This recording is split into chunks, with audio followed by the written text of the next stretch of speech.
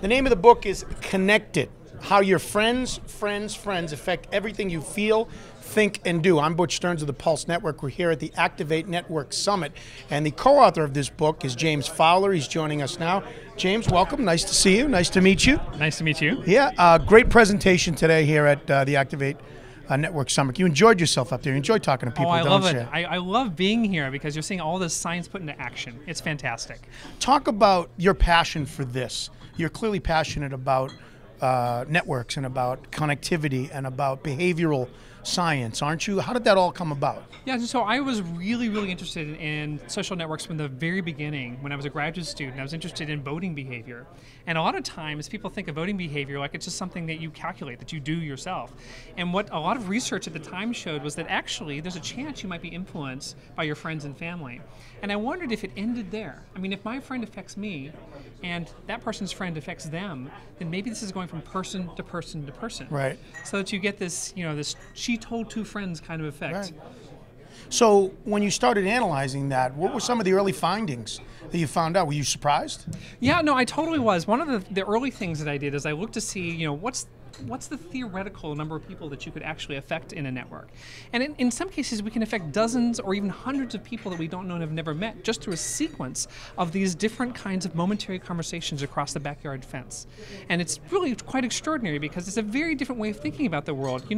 We have this Robinson Crusoe mentality. And I think what the science of social networks is telling us is that's completely wrong, that everything we do really ripples out and affects all these other people. Let's talk about something you've got a lot of publicity, and rightfully so, for the Framingham Heart Study.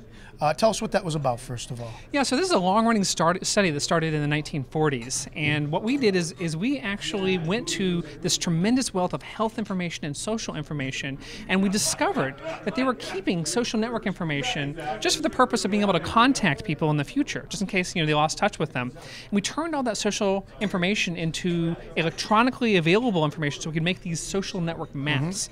And in these maps, what we do is we show who's connected to whom and who's, say, overweight and who's happy and who's drinking and who's smoking. And by doing that, we're able to see how much one person's behavior might possibly be influencing their friends, even their friends' friends. And you found out that friends were obese because of friends. That's exactly right. So if I don't know anything about you, but I know that your friend's friend is obese, then I can do better than chance in predicting whether or not you're going to be obese. That's really? How strongly these networks are really clustered with this behavior. So we're here at the Activate Network Summit. Activate Networks preaches looking at the power and harnessing the power of your employee and your customer networks and trying to get results in a business environment to do that. So when we think about their business model, when we think about what you just said about friends, there really is a power there. There really is a power that you could tap into, whether it's for your own purposes, whether it's for business purposes, and really it starts with thinking about that power and how it all comes together, doesn't it? That's absolutely right. I mean, one of the things that Nicholas Christakis and I always say is that networks tend to magnify anything that they're seeded with. And what that means is if you make one change over here, it's not just going to affect that point. It's going to affect all the people around them and all the people around them.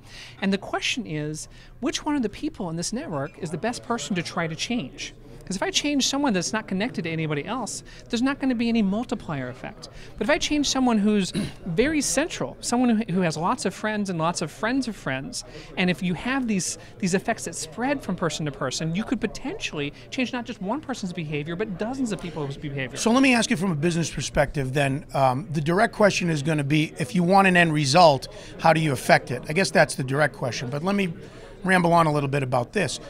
Part of the problem I think business people have using social networks is that they try to use Facebook, for example, like their email or like a PR machine.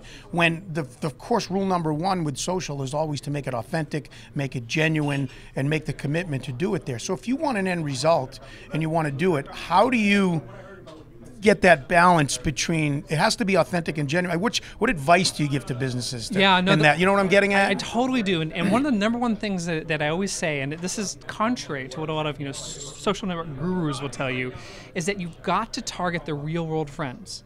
Right. So the average person on Facebook. What does that mean? Real world friends. Real world friends, people who have a face-to-face relationship. So the average person on Facebook today has 150 friends. If we think of them as Jay Leno always says, those aren't friends. Ask them to help you move. That's exactly right. So that's the thing. You have to find the people who will help you move. Those are the people that you're going to pay attention to. Well, there's another definition of a true friend doesn't ask you to move, but that's a different story. So go ahead. But it's these close, real-world, everyday relationships. We've always had friends and family ever since we were huddled around campfires in the Serengeti. And this is what really drives us as human beings, this kind of behavior. So if you're trying to start a revolution, if you're trying to get a lot of people to change behavior because one person changes their behavior, you can't find the person with the most Facebook friends. You have to find the person who's best connected in the real-world network. And I think you can do that. You can find those people on Facebook. We're developing new ways to use that information to find the real world friends, but you can't just treat all of them as the same. You have to find these close connections to be able to make the most of these ways that you're trying to change people's behavior. Let's finish up talking about the book. Again, you co-wrote it with Nicholas Christakis. Talk about connected. What if I'm going to take this now? I'm going to read it. I've been given a copy of it today. Thank you very much. I may have you autograph it. Absolutely, absolutely. Tell me what I'm going to learn when I read Connected. Well, one of the things that I think a lot of people come away from it is just realizing how truly extraordinary the impact of social networks is. We have a chapter on politics, on economics, on health, on emotions. Social networks affect almost everything that happens to us. And the amazing thing is that a lot of the things that end up affecting us are from people that we don't know and have never met. And some people kind of get depressed by this, right? They think, oh, this means that there's nothing I can do. This means that I'm just awash in this social network and all these other people are doing things that's eventually going to make me like some kind of robot do something. And we always turn that on its head because while all those other people are affecting you, you can affect those other people. Right. You know, dozens. It sounds so simple, but it is so true. You have a voice. That's true. Again, you probably heard me in the other interview, a gentleman by the name of Greg Verdino. Everybody in the audience now has an audience. That's exactly right. Which is a right. great quote, isn't it? It is. Everybody has an audience. And the thing is, I think what this network shows is that your audience is bigger than you thought it was. Interesting. I lied. One last question. It is an election year. So how can, again, your theory, friends of friends of friends, how does that affect Obama, who was the first social media president to get elected? How is that going to affect him in a re-election? Yeah, so I think a lot of people think that Obama was able to do well with the internet in 2008 because he used the internet to connect to his supporters. And in the book, one of the things we argue is that that's not what it was at all. In fact, it was the fact that Obama could connect his supporters to one another. So for example, there was a record number of coffees held. So you use social media to engage real-world social activity, and it's going to reinforce all the messages that you're trying to send your supporters. James, great to talk to you. Nice Great to to meet talk to you. you. Nice to James Fowler, the name of the book is Connected. We're here at the Activate Networks Summit 2012.